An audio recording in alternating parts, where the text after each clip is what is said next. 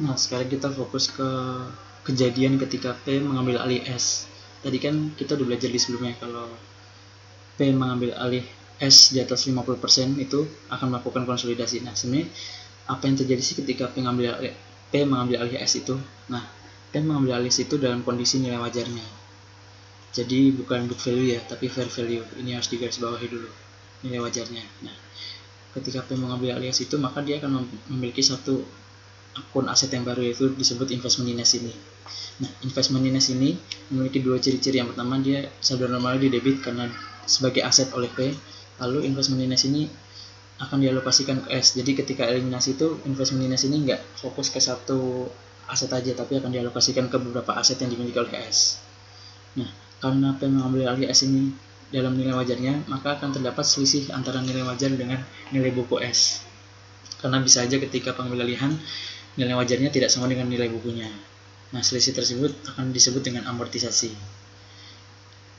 Karena selisih ini disebut sebagai delta ya, seperti delta, maka ada dua jenis. Yang pertama, bisa book value-nya lebih besar dibandingkan fair value, atau book value-nya lebih kecil dibandingkan fair value. Nah, jadi ada dua kondisi. Di sini akan dibandingkan ke kiri dan kanan supaya bisa dilihat perbandingannya.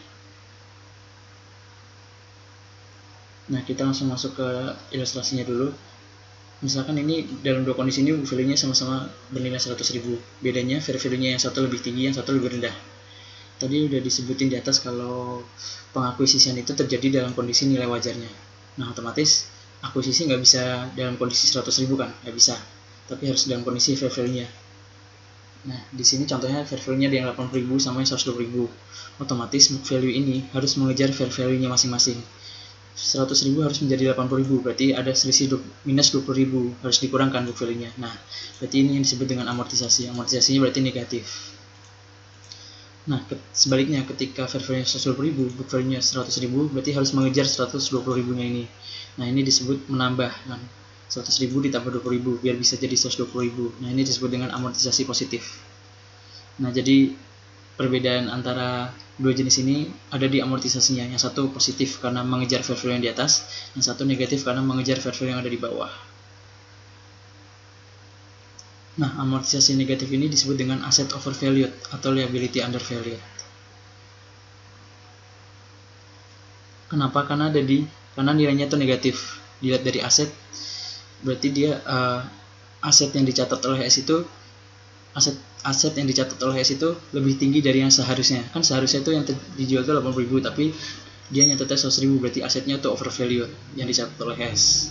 Nah, aset overvalued ini sama dengan liability undervalued, karena aset dan liability kan saldo normalnya berkebalikan kan. Aset saldo normalnya di debit, liability saldo normalnya di kredit.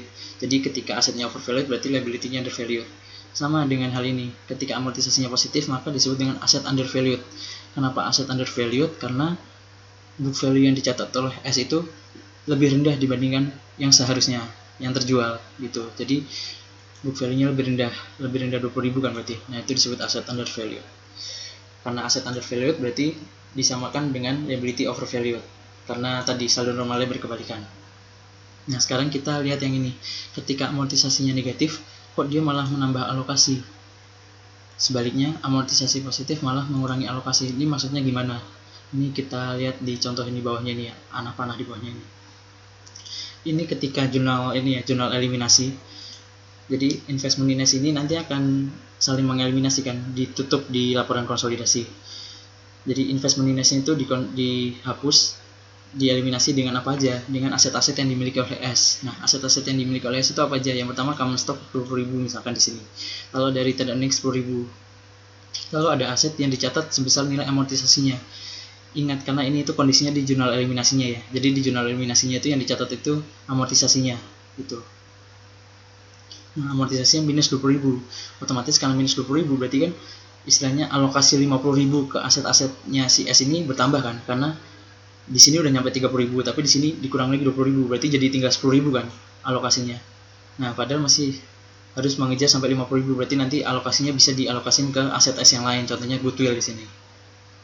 Itu yang disebut menambah alokasi, kayak menambah jatah ke aset S yang lain gitu loh. Nah, kebalikannya kalau di sini ketika amortisasinya positif maka akan mengurangi alokasi. Maksudnya tuh gimana? Maksudnya tuh gini. Misalkan tadi masih sama kondisinya. Investasi yang dilakukan P terhadap S itu 50.000. Berarti investasi nanti akan dieliminasi 50.000, lalu aset-aset S yang dieliminasi itu apa aja? Common stock 20.000, return earning 10.000, lalu tadi amortisasi asetnya 20.000 langsung. Nah, berarti kan dia nggak punya kesempatan buat ngalokasin ke goodwill kayak yang di sebelahnya. Karena alokasinya udah pas 50.000. Nah, ini yang disebut dengan mengurangi alokasi. Jadi ketika amortisasinya positif, itu akan mengambil jatah alokasi. Seperti itu. Itu terkait proses pengambil alihan S yang dilakukan oleh P.